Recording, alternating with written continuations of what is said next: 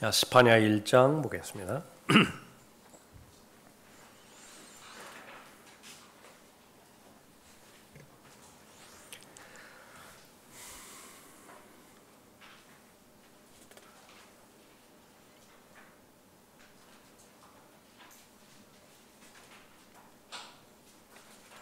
일장 전체를 통해서 하나님께서 심판하신다라고 하는 이 부분을 이렇게 처음에 선포하시고 실제로 심판하시고 다음 시간에 살펴볼 것이지만 얼마나 상세한 영역까지 심판하시는 것인지 그것을 알 수가 있는 것인데, 이 모든 교훈들을 히브리서 3장에서 또 신약 시대를 살아가는 그리스도인에게 교훈으로 주시죠. 그것은 한마디로 말하면 마음 관리 잘하라. 마음 관리 잘하라. 모든 것이 마음에서 일어납니다. 다른 데서 일어나는 것이 아니에요. 그런데 사람의 한계는 무엇이에요? 정작 중심을 둬야 되는, 관심을 둬야 되는 그 마음에는 거의 관심을 두지 않고요. 온갖 드러나는 외모에만, 환경에만 그 신경을 그렇게 쓰는 것입니다. 예수님 당시의 바리새인들, 절대로 영적 바리새인으로 삼아서는 안 되는 것입니다. 아무리 훌륭한 일을 했다 하더라도, 또 사람들로부터 인정을 받았다 하더라도 그것은 좋은 일이죠. 그러나 상을 이미 받아버린 것에 제한되면 그것보다 안타까운 것이 없어요. 열심히 수고하고 또 열심히 애쓰고 죄와 맞서 싸우되 피 흘리기까지 맞서 싸웠다라고 한다면 그것이 바로 하나님 앞에 그대로 다 잘 인정이 돼야 되지요. 유다, 이스라엘의 멸망을 목격했음에도 불구하고 주변에 수많은 교훈거리가 있어요. 그런데 자기 자신만 배제시킵니다. 이것이 한계예요. 얼마나 많이 장례식장에 가볼까요? 인생이 돌아가는 순간까지. 그러나 자기는 안 죽는다고요. 다른 사람은 다 죽어도 자기는 안 죽어요. 그러니까 그것이 경험 때문에 그렇거든요. 희노애락을 다 경험하기 때문에 그것은 내가 받아들여요. 그러나 죽음만큼은 경험해 보지를 않았어요. 그러나 그 경험보다 더 중요한 하나님의 판단 기준이 있는데 그것은 하나님의 말씀이죠. 그 말씀에 의하면 한 번은 죽어요. 죽음으로 끝나는 것이 아니라 하나님과 대면해서 모든 것들을 결산하게 되어지는 것인데, 특히 하나님께서 선택하신 대상이라고 한다면 더 말할 나위 없어요. 이스라엘은 하나님께서 선택하신 자신의 백성입니다. 이스라엘보다 더 소중한 민족은 없어요. 하나님 보시기에. 그래서 눈동자의 비유를 하십니다. 이스라엘은 하나님의 눈동자예요. 그런데 그 하나님께서 선택하신 하나님 자신의 민족을 어떻게 대하시는 것이냐, 그것을 우리가 알고, 그렇다고 한다면 이 민족으로서의 이스라엘 외의 다른 국가들은 어떻게 대할 것이냐 물어보나 마나인데 안 받아들인다. 그것을 우리가 잘 알아야 되는 것입니다. 자, 7절부터 13절까지 살펴보죠. 6절까지는 대선언입니다. 하나님께서 심판하시는데 예외가 없어요. 모든 피조물도 다 심판의 대상인데 그 가운데서 이제 7절로 와서 더 구체적으로 명백한 심판 이루어지는 것을 볼 수 있죠. 7절, 주 하나님의 면전에서 잠잠하라. 이는 주의 날이 가까우며 이는 주가 한 희생을 예비하고 그가 그의 손님들을 청하였습니다. 재림에 관련된 문맥입니다. 주의 희생의 날이 오리니 내가 고관들과 왕의 자녀들과 이방의 예복으로 옷 입은 모든 자들을 벌할 것이라. 그날에는 내가 또한 문턱을 뛰어넘어 폭력과 속임수로 자기 주인의 집을 채운 자들을 다 벌하리라. 주가 말하노니 그날에는 물고기 문으로부터 부르짖는 소리가, 둘째 문으로부터 곡성이, 작은 산들로부터는 크게 무너지는 소리가 있으리라. 온 나라 전체가 다 초상집이 되는 거죠. 11절에 너희 막테스의 거민들아 애곡하라. 이는 장사하는 백성이 모두 멸망되고 은을 지닌 자들이 다 끊어졌습니다. 모든 기업이 다 부도나는 거예요. 모든 경제가 다 무너져 내려버리는 것을 말하는 것입니다. 12절에 그때에는 내가 촛불들을 가지고 예루살렘을 샅샅이 뒤져. 좋은 거 아니에요. 죄를 다 찾아 나서는 것입니다. 하나님께서 찢기같이 가라앉은 사람들을 벌하리니 그들의 마음에 말하기를 주께서는 선도 행하지 아니하시고 악도 행하지 아니하시리라 하는도다. 그러니까 이러한 사람들, 마음속으로 이러한 생각을 가지고 있는 사람들은 다 심판의 대상이 되는 거죠. 그러므로 그들의 재산은 전리품이 되고 그들의 집들은 황폐하게 되리라. 또 그들이 집들을 지어도 그곳에 거하지 못하며 그들이 포도원들을 만들어도 그 포도주를 마시지 못하리라.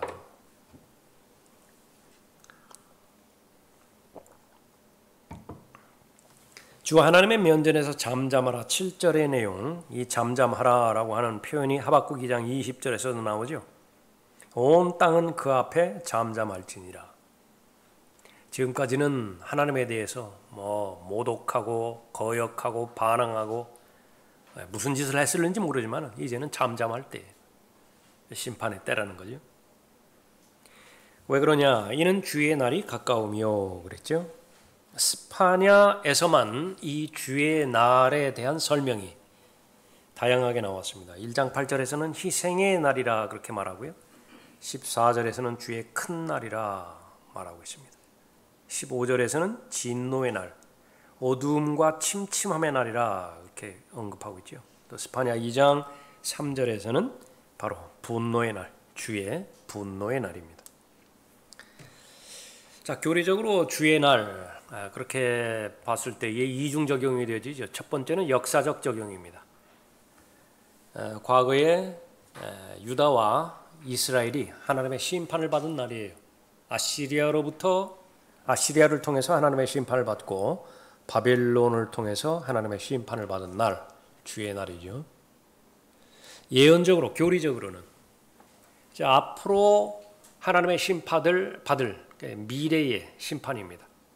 그것은 요한계시록 6장부터 19장까지 나와 있는 대로 대환란을 직접적으로 예표하고 있습니다.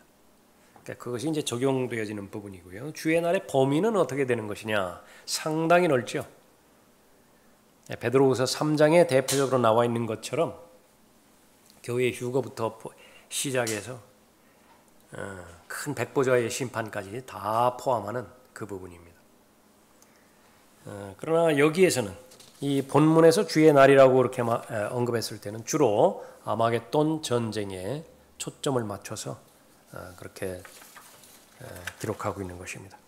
이는 주가 한 희생을 예비하고 그가 그의 손님들을 청하였습니다. 주의 희생의 날이 오리니 내가 고관들과 왕의 자녀들과 이방의 예복으로 옷 입은 모든 자들을 벌할 것이라. 이 희생은 어디서부터 시작되는 것이냐? 에레미야 46장 10절에 보니까 유프라테스 강가 북쪽으로부터 시작이 되어집니다. 그날은 만군의 주 하나님의 날이요 복수의 날이라. 그가 그의 대적들에게 원수를 갚으리라. 칼이 삼키며 또 그 칼이 물리도록 먹고 그들의 피로 마시리니 이는 만군의 주 하나님이 유프라테스 강가 북쪽 지방에서 희생을 낼 것입니다. 거기서부터 시작해서 이제 요한계시록 19장의 아마겟돈으로 그렇게 내려오시죠. 그 다음에 이제 재림의 경로, 어저께 살펴봤죠. 재림의 경로 어디서부터 시작되어지죠? 시내사로부터 시작됩니다. 많은 광야들이 있죠.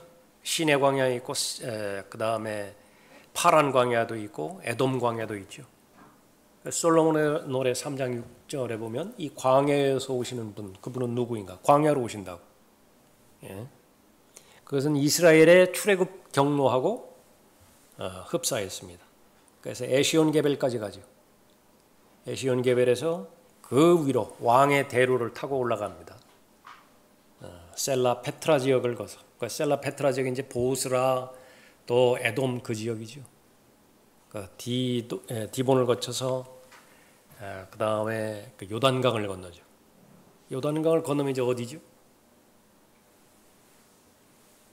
예루살렘의 무슨 산인가요? 올리브산입니다. 올리브산이 동과 서로 나뉘어지죠. 큰 골짜기가 생깁니다. 그 다음에 동문을 통과해서 성전으로 들어오시죠. 앉으실 곳은 보좌입니다. 3년 반 전에 적 그리스도가 앉았던 그 보좌에 이제 참된 메시아 왕이 그렇게 앉으시는 것입니다.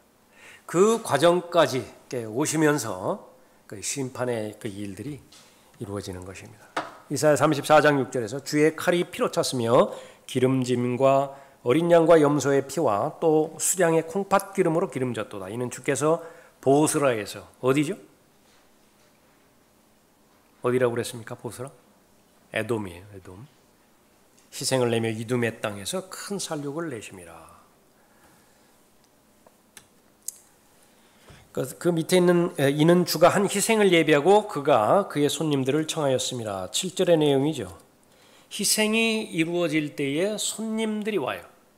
이것은 결론적으로 보면 요한계시록 19장 17절에 있는 것처럼 아마겟돈 전쟁에서 수많은 시체들이 있는데 그 시체의 만찬에 참여한 새들이 손님이에요. 누가복음 17장에서는 예수님께서 자신이 돌아오실 것을 말씀하셨죠. 인자의 날들, 미래의 날들인데 무엇과 비교해서 말씀하셨느냐? 노아의 날들, 노아의 날들에 일어났던 것 같이 인자의 날들에도 그러하리라. 그 인자의 날들에는 특징 가운데 하나가 무엇이 있느냐 그러면 바로 시체가 엄청나게 쌓여 있는데 그 시체가 있는 곳에는 독수리도 함께 모이느니라. 뭐를 말하고 있습니까? 손님들을 청하였더라. 손님이 무엇이냐? 새들이에요. 희생이 먼저 치러지고 아마겟돈 전쟁에서 희생이 치러지고 그 다음에 새들이 오는 것이죠. 성경의 첫 번째 책 욥기 39장 27절에 의하면 독수리가 내 명령에 올라가며 높은 곳에 보금자리를 만들겠느냐. 독수리는 바위 위와 바위의 험한 곳과 단단한 장소에 거하고 머무니 거기서 먹이를 찾고 눈으로 멀리 보는도다. 그 새끼들도 피를 빠나니 죽임당한 자들이 있는 곳에는 독수리도 거기 있느니라. 그러니까 시체들이 있는 곳에 독수리도 있다라고 하는 말이요, 누가복음에서 제일 먼저 나온 말이 아니에요. 욥기에서 제일 먼저 나온 말입니다. 이스라엘의 회복에 대한 징조 여러 가지가 있죠. 그 가운데 하나가 1500년 만에 독수리들이 이스라엘 땅에 둥지를 튼다는 사실입니다. 그러니까 여러 가지 있죠. 관계가 이렇게 개설이 돼서 막 우거지고 그런 건 다 리허설이고요. 천년왕국 때 이제 다시 다 바뀔 것이고. 그러나 그 가운데 하나가 독수리가 둥지를 튼다는 것입니다. 거기에 사실 이스라엘 항공과 관련돼서 사실은 이 독수리들이 짝짓기 하는 철에 그 둥지 트는 영역을 피해서 운행한다라고 그렇게 보는 것이죠. 구약적 상황에서 이렇게 보는 것입니다. 9절에 그날에는 내가 또한 문턱을 뛰어넘어 폭력과 속임수로 자기 주인의 집을 채운 자들을 다 벌하리라. 이거는 이제 사람의 범위를 다 1차적으로 말하는 것입니다. 윗사람들뿐만 아니라 아랫사람들까지도 다 범죄하고 있다 그렇게 말합니다. 10절에 주가 말하노니 그날에는 물고기 문으로부터 부르짖는 소리가 둘째 문으로부터는 곡성이 작은 산들로부터는 크게 무너져 내리는 소리가 있으리라. 예루살렘 성 전체를 말하는 것인데 그 둘러가면서 문이 12개가 있습니다. 가장 북쪽에 있는 그 문이 물고기 문이에요. 그 맞은편에 있는 문이 양문입니다. 그래서 가장 먼 물고기 문에서부터 통곡 소리가 들려요. 무슨 통곡 소리냐? 전쟁으로 말미암아서 비참하게 다 죽어가는 그런 소리가 들리는 것이죠. 물고기 문으로부터 부르짖는 소리가 둘째 문으로부터 곡성이 작은 산들로부터는 크게 무너져 내리는 소리가 있으리라. 그렇습니다. 둘째 문에 해당되어지는 것이 둘째 문에 해당하는 것이 그 두 번째 문에 해당되어지는 양문이라고 한다고 한다면 물고기 문과 양문 사이에 그 위쪽에 위치한 곳이 골고다예요. 예수님께서 못 박히신 곳이죠. 그것과 신약에 관련된 그 부분들을 연결해서 볼 때에 바로 이 물고기와 양은 어떤 관계가 있는 것이냐. 사람을 낚는 어부라고 말씀하셨고요. 베드로 초청하면서 예수 그리스도 친히 선한 목자라고 말씀하셨죠. 양과 관련돼서. 그러니까 그런 그 부분들을 볼 때에 이런 세세한 사항 하나하나가 바로 성령 하나님에 의해서 그렇게 기획되었고 기록이 되었다라고 하는 사실을 그렇게 보는 것입니다. 작은 산들로부터는 크게 무너져 내리는 소리가 있다 말씀하고 있죠.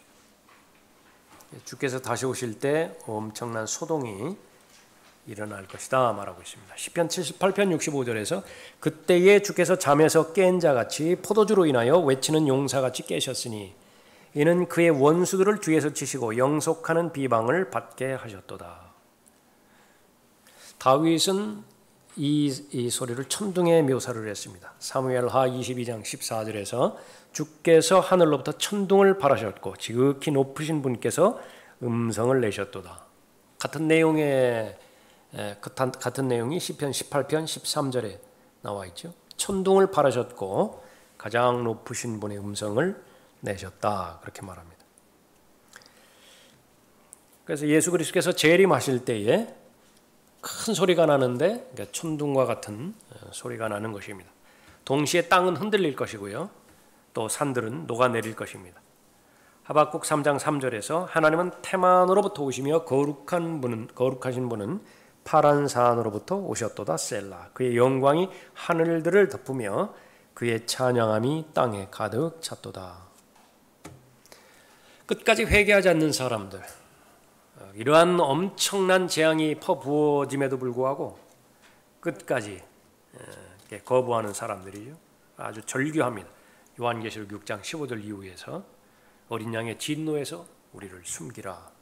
이는 그분의 진노의 큰 날이 임하였으니 누가 감히 설 수 있으리요. 그렇게 하죠. 자, 11절에 너희 막테스의 거민들아 애곡하라. 이는 장사하는 백성이 모두 멸망되고 은을 지닌 자들이 다 끊어졌습니다. 경제가 폭삭망하는 것을 말하는 것입니다. 요한계시록에서도 마찬가지죠. 장사하는 사람들 주로 그렇게 무역으로 인해서 부자가 된 사람들 더 이상 장사를 할 수 없는 상황이 되어버리는 것입니다. 은을 지닌 자들이 다 끊어졌습니다. 미국의 상황인데 몇 가지 그렇게 소개를 하는 내용입니다. 미국은 금본위 제도 이것이 잘 정착이 돼서 시작한 나라예요. 금본위 제도가 뭐죠? $100 지폐를 가지고 있으면 연방은행에 갖다 주면 그만큼 금을 주어요. 맞교환입니다. 맞교환. 금본위 제도예요. 그러니까 금이 있는 만큼만 지폐를 찍어냅니다. 근데 그 말은 루즈벨트가 취임했을 때 금 다 팔아버렸다. 뭘로 바꿨느냐? 은으로 바꿔버렸어요. 예를 들어서 $100 주었는데 금 1kg을 줬는데 이제는 은 1kg을 줘요. 그렇게 해서 점점 밑으로 가다가 케네디 시절에는 이 은마저 버리고 동으로 바꿔버렸습니다. 동이죠, 동. 그것마저도 부시 시절에는 동값이 너무 높아가지고 동전을 고물로 파는 것이 더 이익이었다. 남의 나라 이야기 아니죠? 우리나라도 그랬죠. 10원짜리. 그거 녹여가지고요. 동 녹여가지고 파는 것이 훨씬 더 이익이에요. 그러니까 다 걷어가지고 다 녹여가지고 동으로 다 팔아버렸다. 지금 가지고 있는 10원짜리 너무 볼품없다. 마트에서 주면 받지도 않아요.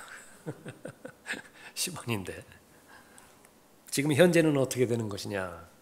그 당시에 라크만 목사님이 돌아가시기 전에 지금으로부터 세월이 깨지는데 위패만 찍어낸다. 연방준비은행에서 지금 계속 달러 찍어내고 있는 것인데 그거 다 위패다. 보장이 없다 그게.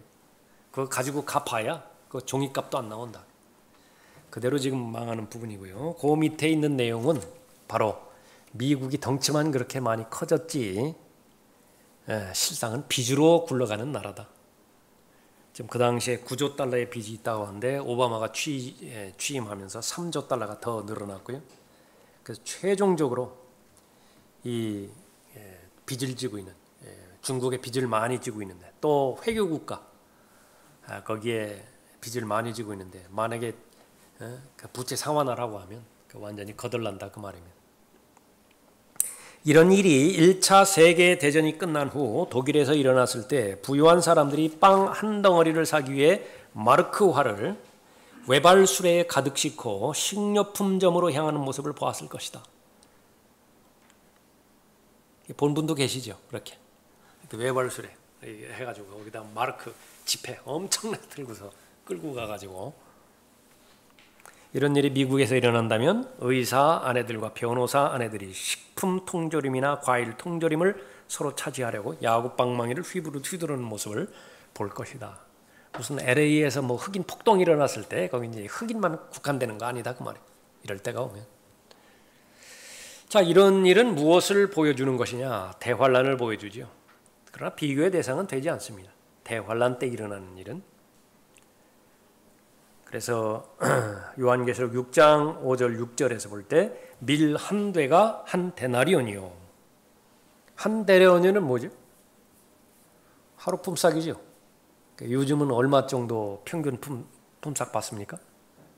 한 15만 원 받습니까? 그거 가지고 얼마하고 바꾼다고요? 밀 한 대하고 바꿔요. 그렇게 된다. 보리 석 대가 한 데나리온이다. 보리 석 대 살 수 있어요. 하루 열심히 일해가지고. 적그리스도가 세상 경제를 재건할 때 다시 금본위제로 돌릴 것이다. 대단한 것입니다. 그러니까 대단한 능력이 있어요. 통합의 능력도 있고요. 그 다음에 경제 회복의 능력도 있습니다. 적그리스도가 와야 이런 붕괴된 경제가 다시 회복이 되어질 수 있다 그 말이죠. 요한계시록 18장 12절에 보면 그 상품들은 금과 은과 보석과 진주, 그 금과 은이 나오죠. 금으로 만든 상품, 은으로 만든 상품, 그런 말이죠. 그런 것들이 이제 거론이 되어지는 것입니다. 그래서 금으로 만든 상품, 은으로 만든 상품이 첫 번째, 두 번째 위치에 차지하는 것입니다. 그 상품은 금과 은으로부터 시작해서 어디로까지 나가느냐 그러면 사람을 주고 사고 팔아요. 인간 매매를 한다. 이러한 문명의 천지에 어떻게 독재가 다시 일어날 수 있는 것이냐. 사람들은 막연하게 그런 기대를 갖는 것이에요. 이 정권이 완전히 적화돼 가지고서요. 그러나 그것은 시간 문제예요. 지금 그 상황으로 볼 때는. 핵이라고 하는 것이 일반 사람들은 잘 모르기 때문에 그런 것인데요. 미국은 이미 그 쌍둥이 빌딩, 트윈타워 그 부분을 경험을 했거든요. 그리고 미국은 투표로 움직이는 나라예요. 독재 정권이 아니에요. 그냥 한 사람의 신념으로 움직이는 것이 아니라 여론으로 움직이는 국가다. 그게. 그것과는 비교할 수 없는 핵탄두가 로스앤젤레스에 한번 떨어지는데 샌프란시스코에 떨어지는 것인데 그것을 감내하고서라도 우방국가 대한민국을 지켜줄 것이냐?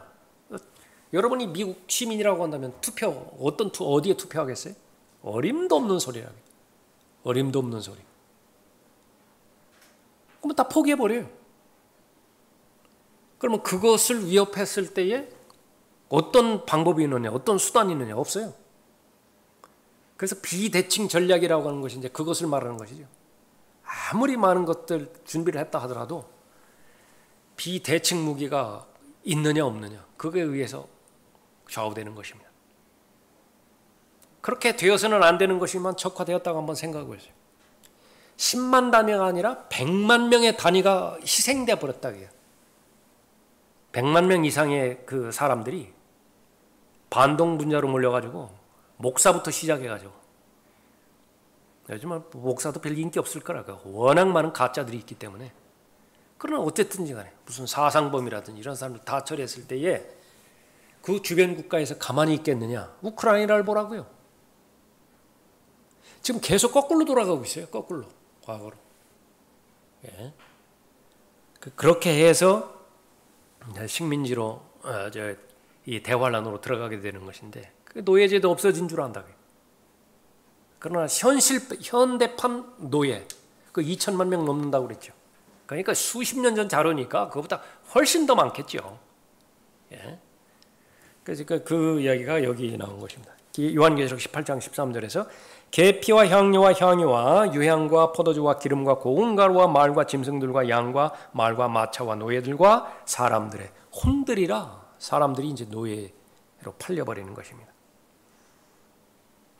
그래서 거기 존 브라운이나 줄리아 워드 호우라든지 아브라함 링컨이라든지 대표적으로 노예 해방 운동가였는데 이런 사람들에 의해서 노예 제도가 다 끝난 것이 결코 아니다. 특히 모슬렘 국가 인도 여기에서는 아예 구조적으로 노예 제도를 인정하고 있고 인도에서는 2만 3천 명의 젊은 여자들이 매년 실종돼요. 거의 대부분은 거기에 나와 있는 대로 사우디아라비아, 예멘, 아랍에미라이트 등의 성노예로 팔리는 것입니다. 그 성노예는 팔리면 어떻게 되는 것이냐 하면 첩이 되는 거예요. 그런데 첩으로 일단 들어가면 기술상으로 노예가 아니에요. 그런데 대우는 노예 대우를 받는 거예요. 아주 교묘하죠. 어디서부터 시작된 것이냐. 모하메드 자신이 9살 난 소녀와 결혼해버렸어요. 그러니까 그걸 합리화시켜야 돼요. 일부 다처제를 합리화를 시켜야 되기 때문에 그렇게 하는 것입니다. 이런 부분들이 계속 진행되다가 대환란 때에 사람들을 노예로 그렇게 팔게 되는 것입니다.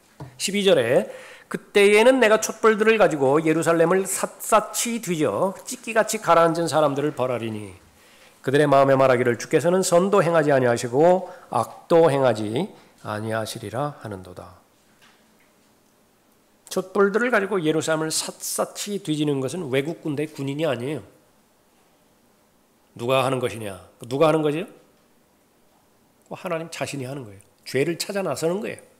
그러니까 어디 숨을 데가 없어요. 일단 주의 날이 시작이 되어지면 하나님의 심판이 시작되어지면 도피처가 없는 것입니다. 찢기같이 가라앉아 있는 사람들, 그런 그 사람들, 맨 밑바닥에 거기에 표현되어 있는 대로 그 포도즙이나 포도주 이렇게 그 오래 놔두면 밑에 찢기 가라앉아 그 찢기에 해당되지는 그 사람들, 올바른 일을 하는 것을 멈춰서 잠잠하게 있는 거예요. 편안하게 앉아 있고 모든 것이 잘못되어 가는 데 있어서도 반응하지 않는 사람들. 그 사람들은 속으로 뭐라고 말해요? 주께서는 선도 행하지 아니하시는도다. 그렇게 말한다. 그래서 하나님께서 자신들이 지금까지 가지고 있던 모든 것들 이것은 하나님과는 무관하다 그렇게 생각하는 거예요. 이것을 제일 먼저 경고하셨죠. 가나안 땅에 들어갔을 때 제발 그렇게 생각하지 말라. 신명기 8장 18절에서 오직 너는 주 너의 하나님을 기억할지니 이는 그분께서 내게 재물을 얻을 능력을 주시어 내 조상에게 맹세하신 그의 언약을 오늘과 같이 이루어지게 하심이라. 이때가 되어지면 다 잊어버렸어요. 기억하지 않아요. 무슨 말이에요. 내가 노력해서 얻은 건데 내 소유인데. 신명기 8장 17절에서 내 능력과 내 손의 힘이 내게 이 재물을 가져왔노라. 다 그렇게 말한다. 누가 그렇다고요? 이 찢기 같은 사람들. 의에 대해서 아무 관심도 없고 진리에 대해서 무반응이고 악한 세상에 대해서 빛으로서의 역할들을 하기 위해서 하나님께서 불러주셨는데 여기에 반응이 없어요. 그냥 보신만 해요. 보신만. 내 영적인 영달만을 위해서 하루하루 그렇게 살아가고 그렇게 하는 사람들이죠. 속으로 말하는 것이 하나님이 아니라 내 능력으로 내 힘으로 이 재물을 가져왔다 그렇게 말하는 것이죠. 이것이 이제 발전되어지면 로마서 1장 21절 이후에 나와 있는 것처럼 철저하게 자기중심적으로 자기 자신이 이제 신이 돼버리는 거예요. 하나님이 돼버리는 것이다. 하고 싶은 마음껏 해요. 아담의 본성이 이제 부추기는 대로 충동질을 하는 대로 자신의 최종 권위가 하나님의 진리의 말씀에서 떠난 지 오래되었고 자신의 최종 권위는 자신의 감정이 되어버려요. 그렇게 나가는 것입니다. 악도 행하지 아니하시리라. 근거 없어요. 하나님께서는 악을 행하지 않으신 분이다. 그러니까 몇 가지가 나와 있죠. 거기 하나님께서는 누구에게도 토네이도 같은 거 보내지 않으실 것이다. 허리케인이 멕시코만 연안을 찢어놓게 하지 않으실 것이다.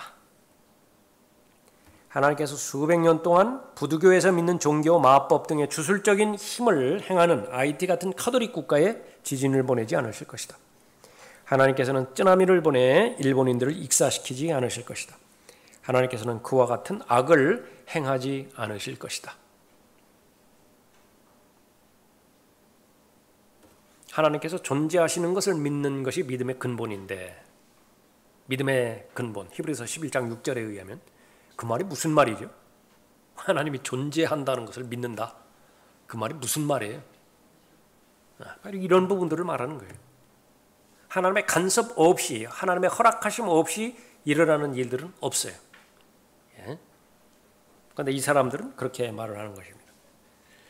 하박국 2장 13절은 뭐라고 말하고 있나요? 보라, 백성이 바로 그 불 속에서 수고하고 백성이 그 헛된 일로 지치게 되는 것이 만군의 주에게서 나온 것이 아니냐?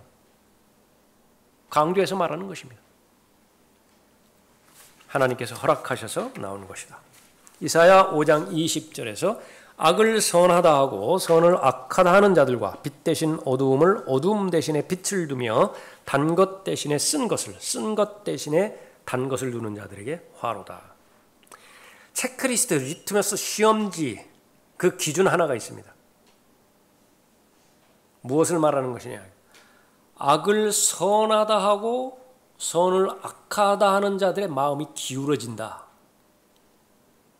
다시 말하면 디모데후서 4장에 있는 것처럼 내가 듣고 싶은 말이 있는데 그 듣고 싶은 말을 나한테 전달해 준다. 근데 내가 듣고 싶은 말이 뭐예요? 너무 악에 대해서 그렇게 액면 그대로 폭로하지 않았으면 좋겠는 거예요. 근데 그 근거가 성경의 기반 위에서 나왔을 때 성경적인 사실을 있는 그대로 드러내서 공개적으로 선포하는 것임에도 불구하고 그게 나는 못마땅해요. 지금 죄 짓는 거예요. 죄 짓는 거라고 지금. 빨리 회개해야 돼요. 그럼 빨리 회개해야 된다. 내가 아무리 들어도 객관적인 사실에 의해 가지고 그 복음 전파자가 거리 설교자가 또 그 설교자가 선포하는 메시지가 복음적이고 성경적이고 진리를 선포하는 거예요. 내 지식의 기준으로 볼 때 그래요. 근데 왠지 나는 별로 못마땅해요. 아니에요. 그건 잘못되어 있는 거예요. 그 부분들을 잘 우리가 살펴볼 수 있어야 됩니다. 이사야 1장 16절에서 너희는 씻고 스스로 깨끗게 하라. 내 눈앞에서 너희의 악한 행실을 버리고 악을 행하는 것을 그치라. 선을 행하기를 배우고 공의를 찾으며 압제당하는 자를 구해주고 압이 없는 자를 판결하며 과부를 위하여 변호하라. 이사야 1장 말씀이죠. 똑같은 이사야 1장에서 무엇을 말씀하고 있는 것이냐 그러면 나는 너희들이 가지고 나온 재물 받기에 지쳤다. 피냄새에 진력이 난다. 더 이상 재물 가지고 오지 말라. 더 이상 경배하러 오지 말라. 더 이상 기도하지 말라. 너희들이 기도해봐야 나는 그 기도 안 들어줄란다. 그 맥락이에요. 왜 그렇습니까? 마음이 지금 그렇게 부패되어 있는 거예요. 하나님께서 말하는 선, 그것을 선으로 받아들이지 않고 선을 악을 선하다 하고 선을 악하다 한다. 그렇게 말하는 거죠. 처음에도 우리가 살펴봤던 것처럼 마음의 문제입니다. 그래서 항상 우리가 부지런해야 되는 영역은 손과 발로도 부지런해야 되지만 그것이 의미가 있기 위해서는 마음을 성찰하는 데 부지런해야 돼요. 계속 깨어있어야 돼요. 그런데 이 마음을 성찰하는 데는 어떤 부분이 있어야 되느냐? 성경적 원리에 따르면 모든 악의에 대표되는 것을 벗어버려야 돼요. 하나님의 말씀에서 지적하는 모든 악의, 그것을 다 벗어버려야 돼요. 십자가에서 처리를 해야 된다. 그 다음에는 순수한 말씀의 젖을 사모해야 돼요. 사모하지 않는데 하나님의 말씀과 친해질 사람이 있느냐? 성경에 따르면 없어요. 자연스럽게 믿어지고 자연스럽게 하나님 사랑하고 자연스럽게 하나님과의 교제가 진행되어지고 그런 거 세상에 없다 그래요. 타락한 교회 안에만 있어요. 그런 거는. 무슨 집회에만 참여하면, 무슨 부흥회에 참여하면 자연스럽게 그렇게 되는 것이다. 그러나 철저하게 자기 부인의 과정 없이 하나님의 말씀을 사모하는 과정 없습니다. 첫 번째로 모든 악의 벗어버리고요. 두 번째로 하나님의 말씀에 대해서 사모해야 되는데, 사모한다라고 하는 말이 무엇이냐? 그게 시간 투자하는 겁니다. 내가 여유 있는 시간을 확보하는 거예요. 그래서 진중하게 하나님의 말씀을 계속 내 마음에 비추어야 돼요. 하나님의 말씀을 내 마음 가운데 터치를 해야 됩니다. 들어오게 해야 돼요. 그래야만 그 말씀이 내 안에 들어와서 일을 하게 되어지는 것인데, 그때서야 움직이세요. 움직인다, 이 말씀이. 근데 그 과정이 전혀 없어요. 전혀 없는데 생뚱맞게 수상적으로 관념적으로만 말한다. 하나님의 말씀 사랑하고 하나님의 말씀에 대해서 내가 깨어있게 하고, 그런 거 세상은 그런 거 없어요. 그것이 성경 공부의 ABC예요. 어디에 나와 있는 말씀이죠? 여러분들이 잘 알고 있는 베드로전서 2장 말씀입니다. 썩지 않을 하나님의 말씀으로 거듭났다고 한다면 그 다음에 정상적인 성장을 위해서 해야 될 순서가 무엇이냐? 최종적인 것은 무엇이죠? 주의 인자하심을 맛봐야 돼요. 거기까지 하나님께서 인도하실 텐데 우리에게 순종을 요구하는 것이죠. 그것은 모두가 다 어디에서 일어나는 것이냐? 마음에서 일어난다. 그래서 여러분은 주기적으로 생각해 봐야 됩니다. 세상이 주는 기쁨 말고요. 세상이 주는 행복 말고 하나님 말씀과 관련돼서 나는 정말로 행복한가?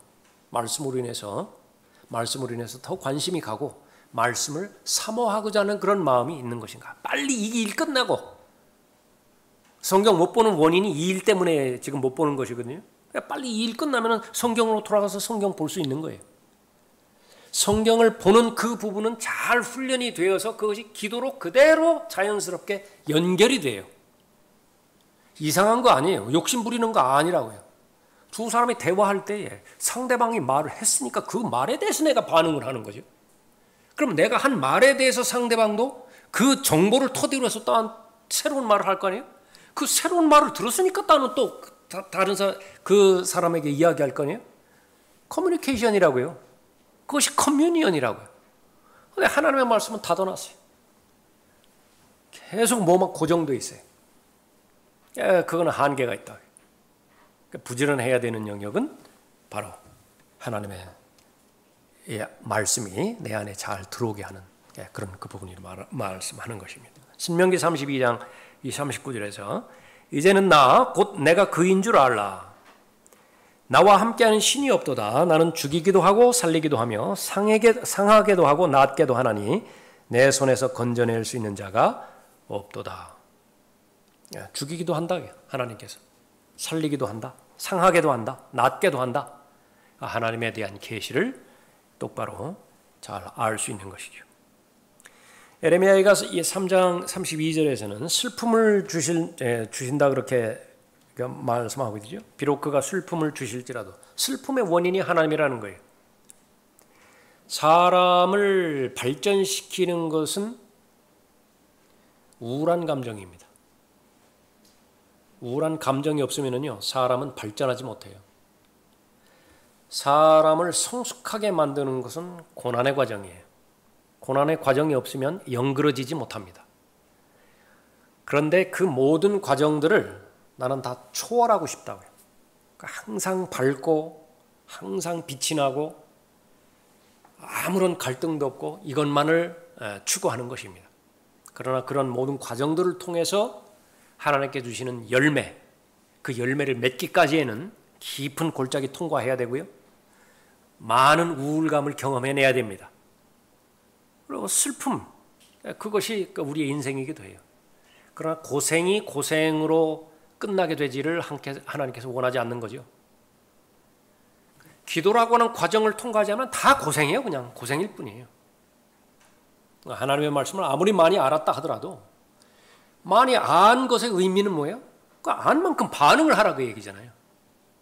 지금 이 상황에서 하나님께서는 이 상황에서 나에게 어떤 반응을 하라고 지금까지 나에게 가르쳐 주셨는가? 그것을 기억해내야 되고 그것을 실제적인 상황에서 적용해야 되죠. 막 생각이 나요. 죄 지을 생각이 나고 더러운 생각이 나고 그럴 때마다 늦추지 말고 십자가 바라보라. 십자가 바라보라. 거기서 무릎 꿇으라. 그 더러운 생각, 비정상적인 생각, 배신 뭐 이런 그 등등으로 인한 그런 그 상처들 생각날 때마다 순간순간 그 생각들 그리스도 앞에 무릎 꿇리라. 굴복시키라. 배웠잖아요. 뭐 몰라요? 새로운 말이에요? 근데 결국은 그것만 안 해요. 그것만 안 하니까 계속 다람쥐 쳇바퀴 만들고요. 그러면 이제 머리만 커지는 거예요. 머리만. 그러니까 사탄이 제일 좋아하는 유형이라고. 나중에 어떻게 되는 것이에요? 결국은 하나님께서 인내에 또 오래 참음의 한계에 부딪혀서 여기에 오는 거죠.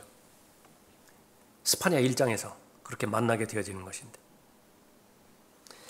하나님에 대한 계시를 우리가 잘 알아야 된다. 욥은 하나님으로부터 좋은 것과 나쁜 것 다 받았습니다. 욥기 2장 10절에서 우리가 하나님의 손에서 좋은 것을 받았을진데 나쁜 것도 받지 아니하겠느냐. 좋은 거 받았죠? 가축이 많았잖아요. 자식들도 많았죠. 아내도 있었죠. 좋은 친구들 많았죠. 환경. 그러니까 그 당시에 최고의 부자였었고요. 부러움의 대상이었습니다. 영향력은 대단했죠. 그러니까 모든 친구들이 다 몰려왔잖아요. 마찬가지로 악도 받았어요. 소유했던 모든 것.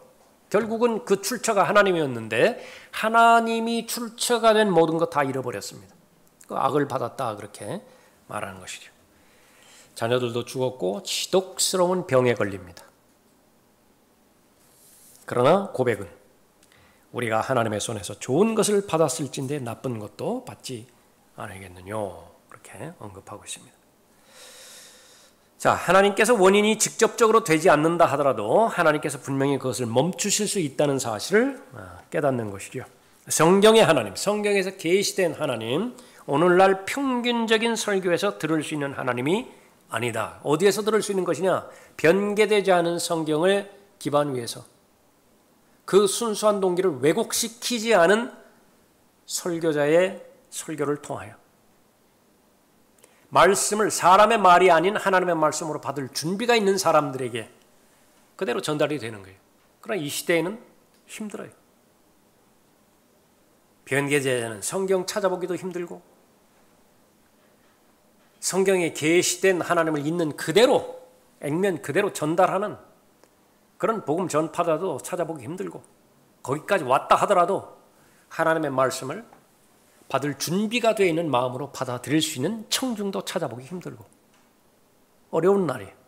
어려운 때라고 말한 것인데 바로 유다의 이 마지막 기간이나 휴가 바로 직전에 교회가 처한 환경이나 거의 흡사하죠.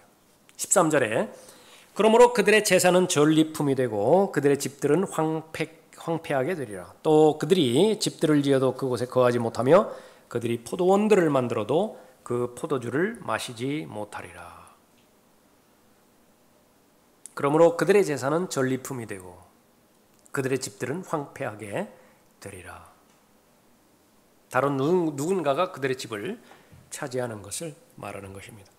또 그들이 집들을 지어도 그곳에 거하지 못하며 그들이 포도원들을 만들어도 그 포도주를 마시지 못하리라.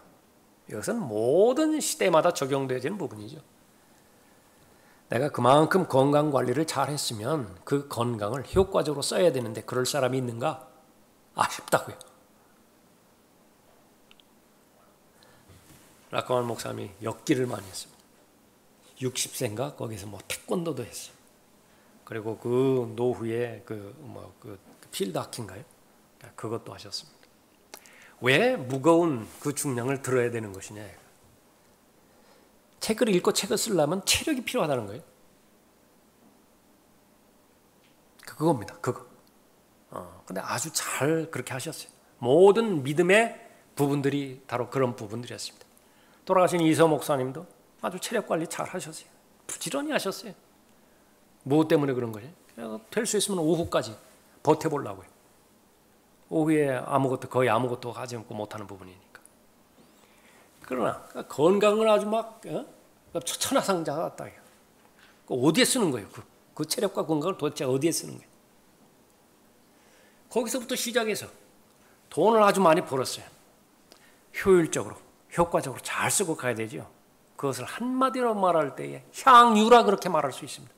향유해야 돼요. 향유. 내가 누려야 되는 것이죠.